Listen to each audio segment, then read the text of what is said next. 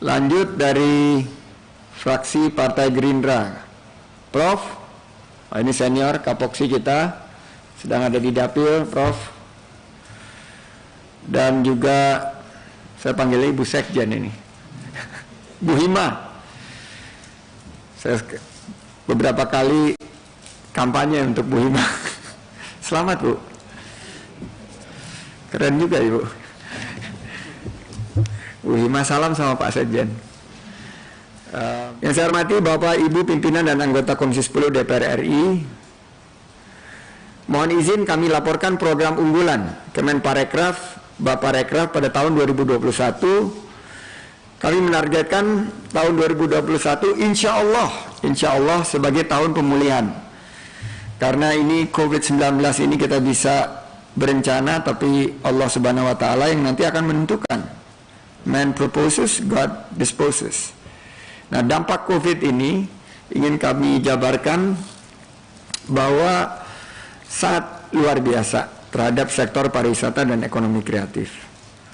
Nah, izinkan saya ingin menyampaikan arahan dari Presiden dan Wakil Presiden Republik Indonesia yang saya terima pada saat saya ditunjuk dan setelah itu dilantik berkaitan dengan bidang pariwisata dan ekraf di tahun 2021. Pertama, akselerasi pembangunan infrastruktur di 5 destinasi prioritas.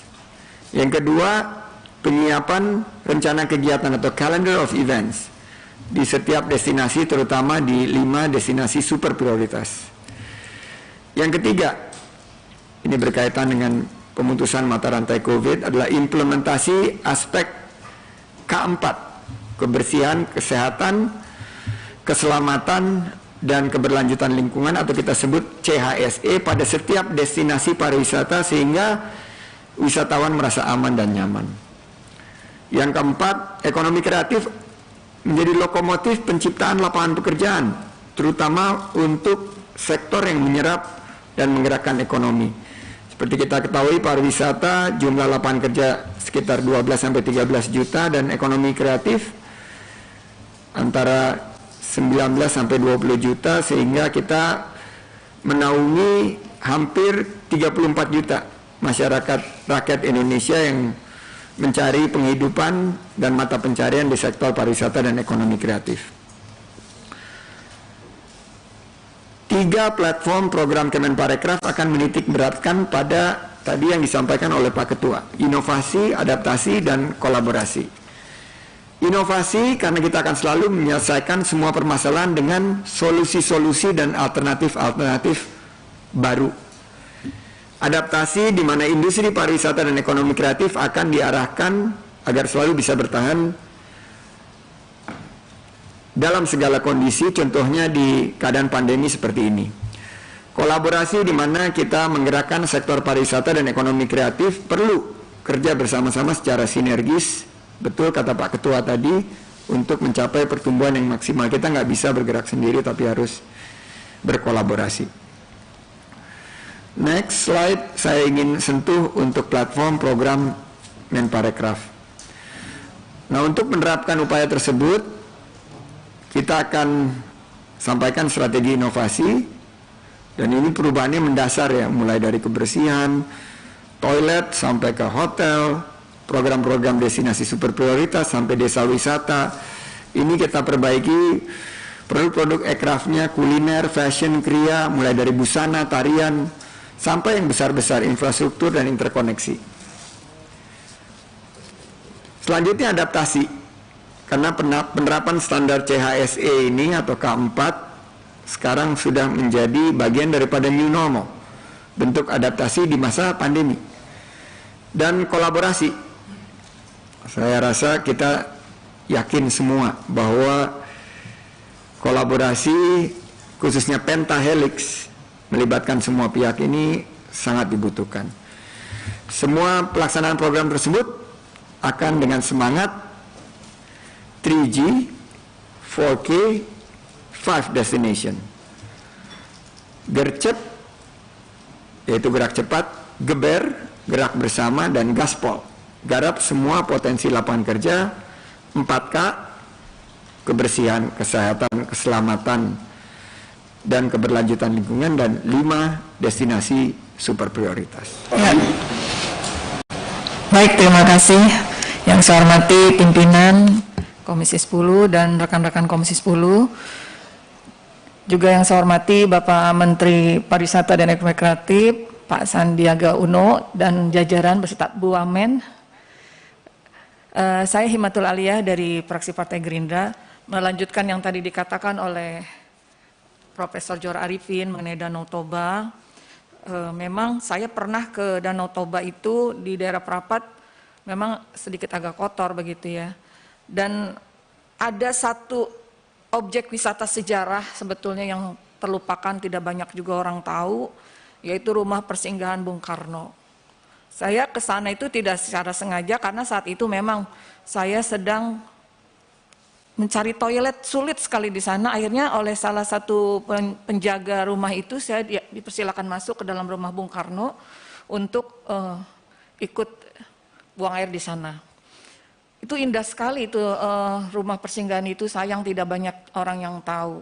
Dan ketika saya masuk di dalam sana diberikan penjelasan bahwa pernah ada maket pembangunan di depan rumah persinggahan itu, ada patung Bung Karno yang direncanakan sebagai monumen dan dermaga yang saya kira maketnya cukup indah. Itu di zaman Bu Megawati. Tapi entah kenapa nggak tahu, nggak dilanjutkan lagi begitu. Tapi yang ada sekarang yang saya lihat ini adalah penataan kawasan wisata Prapat di seberang hotel ya. Kemudian untuk wisata yang tadi disampaikan di daerah Sumatera Utara, selain Danau Toba yang menjadi proyek destinasi yang unggulan, itu bisa juga kan disambungkan dengan daerah-daerah lain seperti di Sibolangit. Saya pernah datang ke satu tempat di Sibolangit, itu ada burung-burung langka yang dipelihara dengan baik gitu. Jadi kita bisa mengunjungi di situ, juga ada hutan bambunya. Bahkan kalau kita pergi ke Jepang itu jauh-jauh ke hanya untuk lihat hutan bambu ya. Padahal di Sibolangit juga tidak kalah gitu kalau kita ingin wisata secara ekoturism. Dan untuk di Sumatera Utara ini kan kita terkenal dengan produk kopinya yang sudah mendunia, itu juga bisa dijadikan satu rangkaian gitu, tidak hanya mengunjungi Danau Toba tapi ada wisata produk, wisata ekoturism dan lain-lain. Kemudian juga kita kalau dalam rangka wisata untuk lingkungan, jangan jauh-jauh di dapil saya aja Ragunan misalnya kan itu masuknya ke KLH ya. Berarti kan kita harus bekerja sama dengan Kementerian Lingkungan Hidup, juga Kementerian Kehutanan, karena juga di daerah Banten, tetangga DKI, juga kita punya konservasi alam yang mana binatangnya langka ya, badak bercula satu, tuh dapilnya Pak Ali Zamroni di Lebak. Saya wakili nih Pak Ali. Jadi itu memang harus bekerja sama dengan kementerian tersebut. Di Papua juga kita punya unggulan burung khas Papua ya, yaitu juga Papua. Kenapa nggak masuk 5 unggulan? Padahal sekarang jadi Raja Ampatnya itu kan sedang menjadi favorit wisata untuk ekoturism. Kemudian untuk di Mandalika ini kita juga ingin tahu ya perkembangan lanjutannya sampai di mana. Kemudian ketika saya berkunjung ke Labuan Bajo, jadi saya udah selfie duluan di sana Pak Menteri. Saya dengan teman-teman ya, sini ada Bu Rati, sedang hamil, kita naik dermaga yang luar biasa sulit gitu. Jadi naiknya tuh sampai, saya nggak, sampai heran gitu, kok seorang ibu hamil 7 bulan lagi. Aku pakai heels lagi. Pakai heels, dari kapal naik ke tangganya dulu luar biasa sulit. Jadi kita sampai, kenapa sih nggak dibikin tangga melayang begitu? Kalau misalnya lautnya lagi turun atau pasang kan itu dermaganya bisa fleksibel gitu. Jadi tidak menyulitkan kita yang ibu hamil. Nah, di Labuan Bajo ini kemarin ini kan sempat viral, komodo berhadapan dengan truk gitu ya. Nah itu bagaimana mensikapinya dengan keadaan ini, karena ketika kita di sana pun kita sempat begini, loh ini komodo ini kan biar bagaimanapun binatang buas, dia meskipun ada pawangnya, kita nggak ngerti lagi asik-asik toto nerekam dari belakang ya, karena nggak kelihatan sama dengan tumbuhan dengan tanah di sekitarnya warnanya nggak sama, mirip lah. Oleh karena itu kita juga sempat mengusulkan dibuat trekking yang tinggi ketika wisatawan itu tidak di trekking di bawah tanah, jadi dibuat tracking yang tinggi supaya kita nggak disergap binatang itu dari belakang begitu. Karena komodo juga kan ada yang kecil-kecil gitu ya. Kemudian ya itu tadi bagaimana mensikapi yang banyak ditentang oleh masyarakat, karena bagaimanapun itu adalah konservasi alam. Kalau terlalu dibuat modern, ya jadinya tidak alami lagi begitu. Kemudian terkait dengan di sini tadi Likupang belum masuk ya. Kita juga ke Likupang, Pak. Kita ada Likupang, sama permasalahannya kita sepanjang jalan dari bandara tidak ada tanda-tanda bahwa kita memasuki suatu destinasi wisata yang luar biasa, begitu tidak ada. Begitu turun dari pesawat, ya begitu biasa aja jalan, kita menuju Likupang, sampai di ujung kita hanya mendapati satu tempat kecil, laut kecil, tidak seperti yang kita bayangkan. Di saat itu pun kita tidak menemui restoran-restoran yang kita bisa kunjungi atau untuk kita sekedar numpang untuk ke toilet begitu.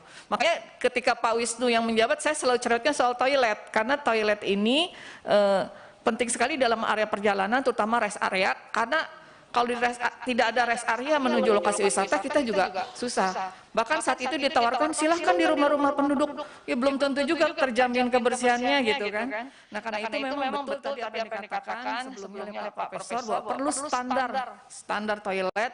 Jadi kalau kita mau berkaca ke Jepang lah gitu. Kemarin Pak Wisnu udah berjanji ya mau membangunkan toilet yang sesuai standar begitu untuk kebersihan di lokasi wisata, terutama juga mungkin standar COVID perlu ketat, meskipun nanti COVID berlalu ya tetap harus ada standar COVID untuk toilet.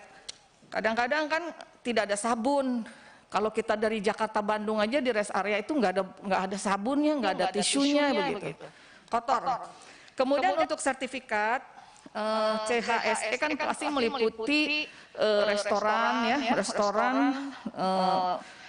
ya kalau perlu diperluas lagi, tidak CHS. Ini bahasa Inggris ya, harusnya diindonesiakan juga selain bahasa Inggris, karena kita juga wisatawan lokal juga perlu tahu tentang ini. Jadi saya pernah ke Bandung di di satu hotel, ketika baru masuk udah kopernya udah disemprot. Tapi ke hotel lain cuek begitu. Maka perlu dibuat standar. Restorannya, standar berapanya, lalu prasmanannya harus seperti apa gitu. Karena kadang-kadang ada di satu hotel di Banten, saya pernah datangi bintang 5, juga masih prasmanannya terbuka begitu aja. Jadi harus ada dibuatkan standar khusus untuk CHSE ini, bagaimana restoran menyajikan hidangannya, bagaimana toilet di restoran, betul kalau kita mau makan di tempat-tempat kuliner gitu, itu mendingan makan dulu daripada ke toilet dulu. Soalnya kalau ke toilet dulu udah nggak nafsu makan pasti gitu. Jadi itu. Kemudian juga standar-standar lainnya yang di CHS ini perlu diperjelas lagi, karena untuk makanan juga bagaimana standar COVID-nya, bagaimana tempat cuci piringnya dan sebagainya, itu harus lebih jelas lagi. Mungkin itu sedikit tambahan. Kemudian untuk yang program Ekraf, saya beberapa kali bertemu dengan para pelaku Ekraf, kemarin terakhir dengan Bintek dan sebagainya. Itu ada banyak keluhan-keluhan mereka bahwa distribusi selalu menjadi permasalahan bagi para pelaku Ekraf. Jadi mereka meskipun melakukan pembuatan karya-karya, dan yang kesulitan mereka adalah Ekraf itu didistribusikan di mana gitu. Bahkan untuk di DKI Jakarta sendiri seharusnya kan ini adalah ibu kota di mana pelaku Ekraf itu bisa menyebarkan karya-karya dengan lebih mudah, tapi kenyataannya ketika kita ingin mencari gantungan kunci saja kita harus pergi ke tempat tertentu. Beda kalau di lokasi wisata lain seperti di negara-negara lain, Malaysia aja, cari gantungan kunci sejengkal dapat, di Jepang sejengkal dapat. Di Indonesia kalau mau nyari oleh-oleh gantungan kunci atau apa, kita harus ke tempat misalnya ke Tamrin atau misalnya kalau di Jagakarsa itu ada yang budaya Betawi itu setu babakan, itu pun juga tidak ada display untuk produk-produk yang bisa dijual oleh para pelaku Ekraf. Mungkin itu saja Pak Menteri, terima kasih. Assalamualaikum warahmatullahi wabarakatuh.